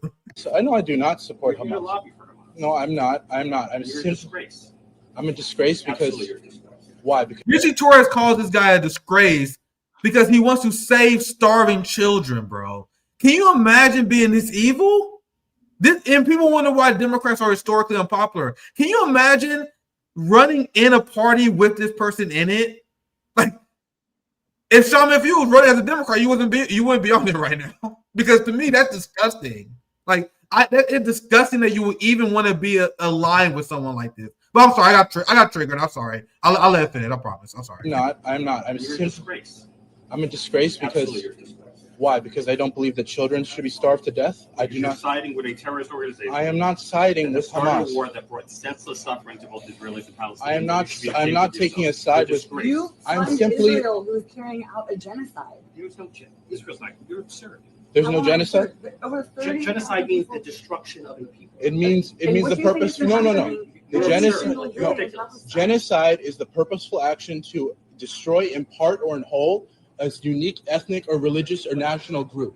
Do you not believe that there is an attempt to commit genocide? Still genocide. Why did the International Court of Justice rule there's a plausible genocide going on? They specifically said there's a plausible genocide going on. So you're disagreeing with the IC. Do you at least believe there's a plausible genocide? Do you agree with them on that? There's nothing. Okay. So is there mass starvation right now? Are people dying of starvation? Yes or no? Yes. I didn't hear because I can't stand listening to this motherfucker. But you gotta see, this is the standard Democrat, and this is the person. Like, does Richard Torres realize that he's still very young? There's no statute of limitations on genocide, and how we will be hounding this motherfucker for the rest of his life. Like, he has to live with this film right here for the rest of his life. Like, I just showed you guys how humanity is turning against Israel. How even the most far-right people are disgusted. You have Martin Taylor Greene in the far right that's calling this out as a genocide. You think this motherfucker is going to have an ounce of peace for the rest of his life? He can't even go to the convenience store. So, Richard Torres, I hope you're looking forward to this for the rest of your life. And one last thing I'll add here, and this is to the point we were making earlier. We've seen this genocidal monster, Richard Torres, who is in full-blown panic mode because he's seen the will of New Yorkers who are against genocide. So you guys know that Richard Torres, he was set himself up to run for governor. He was supposed to be the next big thing. But he had a political miscalculation.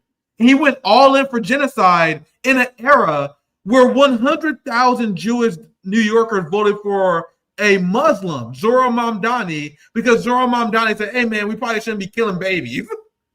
So you have New York Democrats who are strongly against the state of Israel. So now Richard Torres is like, holy fuck, dude, I can't run for governor or I'm going to get destroyed. Like, you guys realize the same people that got Mamdani elected, the same groups are now trying to get Richard Torres primary. I don't know if they're going to be successful or not, but Richard Torres is in political turmoil in New York right now. He is panicking after the Zohran Mamdani election because he's shown that he gambled wrong. And unless he has hardcore corruption, he's going to be in danger for the rest of his life. So the question I have, and I may be being a nitpicky asshole here, why is Zohran Mamdani bailing out Richard Torres? Why is Zohran Mamdani providing free PR and allowing Richard Torres to rehabilitate himself by aligning himself with Zohran Mamdani? So am I being picky when I bring up this criticism of Zohran Mamdani forming coalitions with genocidal Zionists, and I find this disgusting? I find the fact that you are disgusting if you organize in the same party with him, let alone doing photo ops with him. To me, this is disgusting. And Richard Torres is purposely, there's another headline. I didn't save it. Let me see if I can find it here real quick. In another headline explain how Richard Torres is getting closer to Zohran. Oh, here it is. Here it is.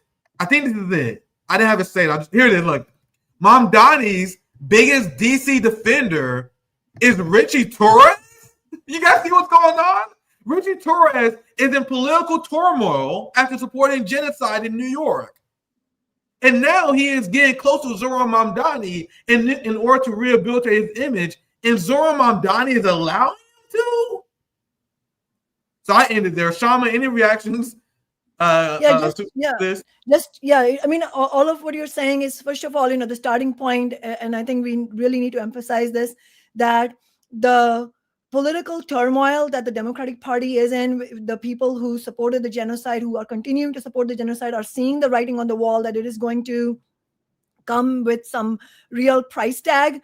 And so they are on the defense.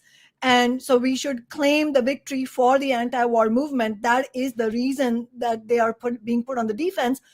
But having said that, the price that they will, I mean, as you said, someone like Richie Torres, he's going to have that video hound him for the rest of his life. He's a young man. But here's the deal. The price that the Richie Torreses and the Adam Smiths and the Chuck Schumers of this world will pay is not automatic. the price that they will pay will be entirely determined by the strength and clarity of the movement that demands and extracts that price. And that is why I agree with you that it is completely wrong for DSA electeds or candidates like Mamdani, anybody from the left and, even from the progressive establishment, let alone from the left, to give even an inch to help these warmongers and genocidal politicians to rehabilitate their blood-soaked reputations. Absolutely not. And the reason, and we have to be clear, what Mamdani does as a political figure is not his personal business. It is about the movement. And so when we criticize these actions, it is not a personal attack against Mamdani. It is about the movement. Our loyalty is not towards him as a person. Our loyalty is towards the anti-war movement, towards the Palestinians, towards the working people of New York City. That's who we are concerned about. And that is why it is important, as you have done correctly, Nick, to point out that this is not only a mistake, it's a real problem. It's actually detrimental to the anti-war movement to allow the whitewashing of these blood-soaked reputations by people like Mamdani. So Mamdani should actually disown that photo. He should actually, if Mamdani was actually to do what is needed for the movement, he should be issuing a press statement and doing a press conference about how shameful Richie Torres is and all the Democrats who have voted for even a single dollar to the Israeli state, and that he's going to build a movement to fight against it. That's what he should be saying. And the thing, Richie Torres doesn't help Zohran Mamdani. I seen the few progressive cult, because you guys see that tweet I made, it went pretty viral. I called him out, and there were people like, "Do you know he has to do that? He got to play politics." He doesn't. Richie Torres needs you. It's not the other way around. So that's the question I asked: why is Zohran Mamdani doing PR for free? Do you guys know that Richie Torres still hasn't formally endorsed Zohran Mamdani yet? And Zohran is still doing free PR for Richie Torres. So the question I have, once again, I don't expect you to make the same criticism, Kshama, but if Zohran Mamdani is willing to do a photo op with one of the most genocidal psychopaths in Congress, Richie Torres, you tell me I'm unreasonable for expecting him to endorse Kshama Sawant. And if he doesn't endorse Kshama Sawant, I view him as immediately suspect. So you are building coalitions with Richie Torres, but you can't even send out a tweet about someone who is running as an independent socialist against Adam Smith, someone who called for making pro-Palestinian protests illegal. So you guys see where I'm coming from? If you want to be one of them people like, I want to build a big tent coalition. That's what the Bernie Sanders folks say. They're like, I support a big tent coalition, but they will never show up to an RBN mutual aid event. They didn't show up to my speech when I gave a speech for the March for Medicare for All. They didn't support Dr. Joe Stein or Kshama Sawant. It's always their way or the highway. So Mamdani, he wants you to support him, but he's not going to support any other socialist organizations or actions. So why should we support him if he's not coming out to support Kshama? Yeah. So wait, I know you're trying to go. Feel free. I just wanted to say one thing, which is that when they say big tent coalitions, that's code for we want to sell out to the powerful people because we're afraid of standing up to them. That is what they mean. Big tent doesn't mean let's include the Marxists. That's not what it means. Absolutely. I ended there. I must put my foot down because I literally can do this forever. And this was only our first episode because I think we're gonna do this more regularly because it's so easy. We only scratched like half of what I plan on covering today because we can just bounce ideas off forever, which is why I wanted to make Nick Kshama more often. I think that's what we're gonna do. So we have a lot more to discuss, but we will be doing this again. We'll nail down the exact time here soon. But Kshama, I want to pass to you for any final thoughts. And this is based on, and I want to leave it here. I start here, and you can continue with this because this is a point I want to make before we end this show. Because I mentioned how we don't need the Richie Torreses, which is why Zohran and them, they make such a drastic misstep in thinking that we need them. There are 88 million Americans who did not vote in the last election.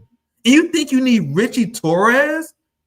As the pendulum swings every single time, as people get upset with Democrats, as people who vote for Trump get upset with Trump, as the pendulum swings, there are people who fall off that pendulum, and it's our job to organize them. So we do not need the reaching towards. Why do you guys think I don't make good business decisions? Like reaching out to Democrats and getting part of the club and helping grow my subscribers by having AOC on. Let's play video games with AOC. Why do you think I don't make those smart decisions? Because that's not what we need in them. We don't need them. We need to get organized ourselves. We need to organize and build our own organizations, our own part. I am a strong supporter of building our own parties and our own movements and letting people become class traders and come to us. We shouldn't be begging these people to support us. We don't need them at the end of the day. And if you support genocide, and here's the point I made on the last show, so I won't go too much into it, but people like AOC, if they show up to our events, we close the door. No more photo ops with AOC. No more photo ops with people who are supportive of genocide and a fascist party. That's just me. Kshama, I'll give you last, for real, 100% honest to God, last words here. Because I want to end on the call to action. Like, we need to get organized. We can't fall for these tranquilizing drugs. So any final thoughts you have that you want to leave the audience for today? We have much more to cover, but we will be back. We'll be back here in a few weeks. So Kshama, thanks for joining me today. I'm really looking forward to doing this regularly. As you said, we've only scratched the surface. There's so much to discuss. I will just say here that the most immediate thing that people who are watching can join us for is the Workers' Strike Back National Zoom meeting this Sunday, August 3rd at 12 p.m. Pacific time, 3 p.m. Eastern time.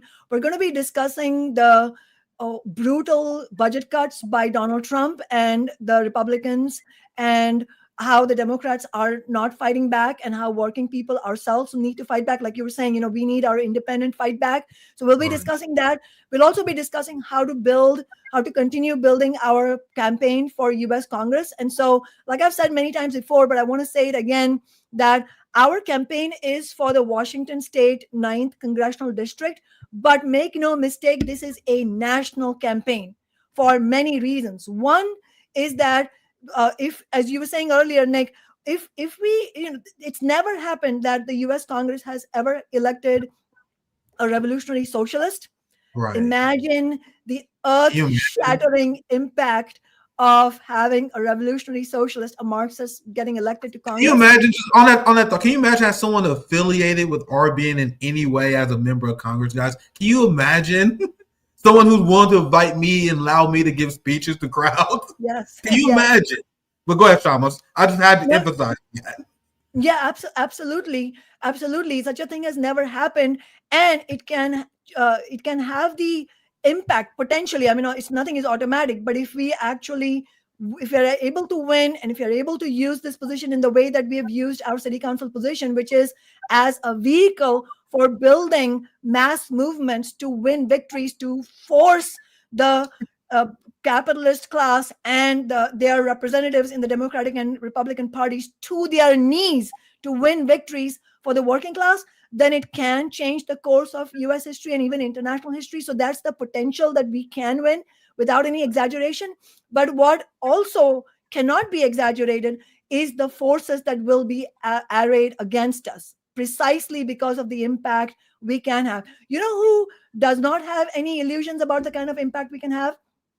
Is the ruling class. They know full well what we can do. They know our ideas. They know we are Marxist revolutionaries. They know the impact we've had in Seattle, where we changed the course of history. And as the newspaper said, we dragged the Democrats by the nose to our political agenda and won victories, forced them to vote on our victories. That's the impact we can have. But that is why we'll have the Zionist lobby, we'll have the billionaire class, the corporate landlords, the weapons manufacturers, the tech billionaires, all of them against us. And let's not forget, the gatekeepers will also be against us. A whole army of gatekeepers will be deployed against us. And so what is our antidote to all of that?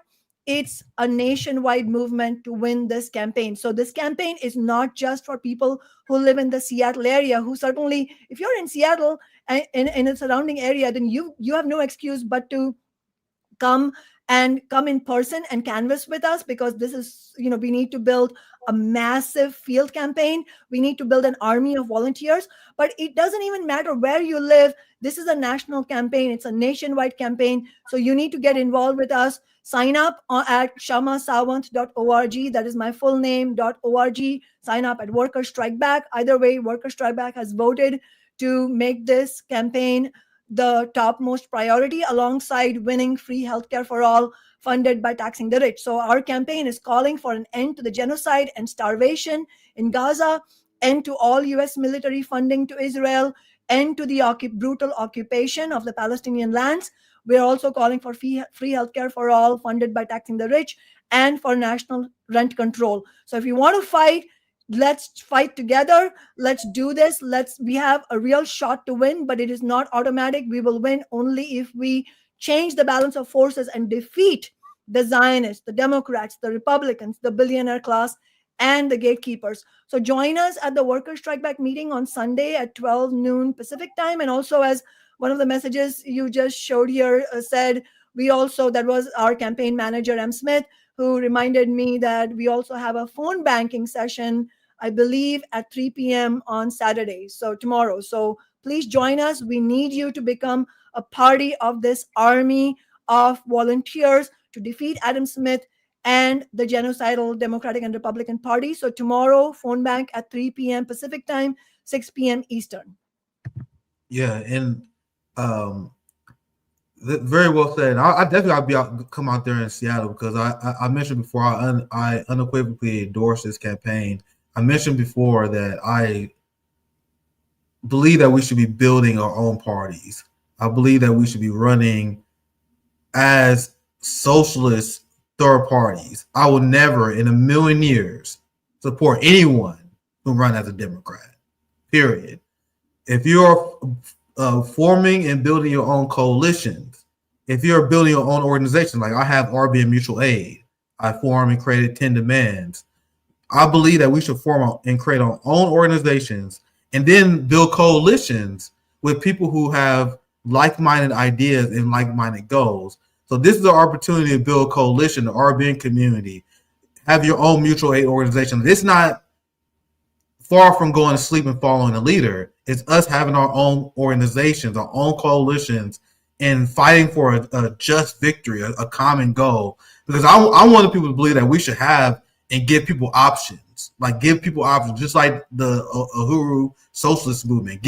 They run candidates. We need to give people an option on the ballot while we build worker power outside of capitalist structure. So this is why I endorse Kshama Sawant. Now we agree a lot on 95% of all issues, but this is I gave a lot of thought to this over the last few years. Read a lot of theory, had countless conversations, countless roundtables, and I believe I'm not an anarchist, guys. I don't believe revolutions happen with magic. I believe it takes real organizing, real coalition building, real communication, and real dialogue, and that's what I am doing as someone someone who have RBN here is have this coalition with Kshama and anyone who willing to build a socialist organization. That's why I talk to many people who are willing to build socialist organizations, because this is what we need. We need an all-out approach. So, Kshama, any final thoughts? Where can they support your campaign?